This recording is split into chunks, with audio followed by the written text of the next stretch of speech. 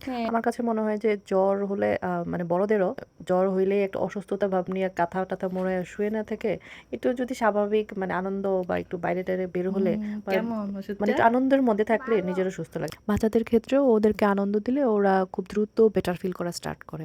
Otherwise ওকে একটা অসুস্থ ভাইবের ভিতরে রাখলে ও ঘ্যানঘ্যান করতে থাকে। বাচ্চা খুব জ্বালায়। আমি জাইভাকে যেটা করি, ওকে এই যে সুন্দর করে সাজায় গুছায়া আমি ওকে প্রচুর ওষুধ খেতে কেমন? খাবার-টাবার দেই এবং তাকে উৎসাহ দেই।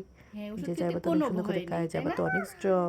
জাইবা যে জ্বর ওষুধ হলেও খায় জাইবা খুব কিচ্ছু সুন্দর হয় করে। না। এরকম কথা বলি। তো অনেক উৎসাহ পায় এবং সে অসুস্থ ফিল করলেও সে দুর্বল হয়ে যায় না। সে এনার্জেটিক ফিল করে। জাইবার কত শক্তি হয়ে গেছে? এই যে জাইবার জ্বরের মধ্যেও শক্তি আছে। না খেলে শরীর দুর্বল হয়ে যায়, তাই না?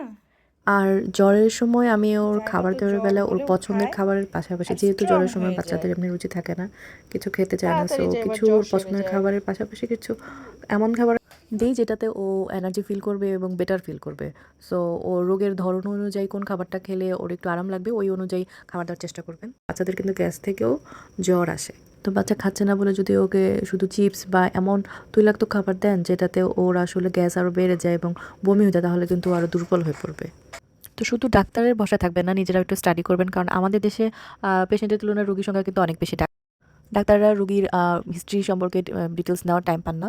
তো আপনি জানেন যে আপনার বাচ্চার কোথা থেকে আসলে অসুখটা হইছে আর কোনটা খেলে তার উল্টা রিঅ্যাকশন হয়। তো যেহেতু ডাক্তার শোনার টাইম দিবে না, বলারও টাইম দিবে না। সো আপনাকে একটু স্টাডি করে যেতে হবে ডাক্তারের কাছে যাওয়ার সময় এবং ডাক্তারকে বলতে হবে ওর সমস্যাগুলা বা কিভাবে কি হয়েছে এবং কোনটাতে তার ঝামেলা হয়। অনেক সময় রোগীর ঠিকমতো ইনফরমেশন না হবে ডাক্তার কিন্তু ভুল চিকিৎসা দেয়।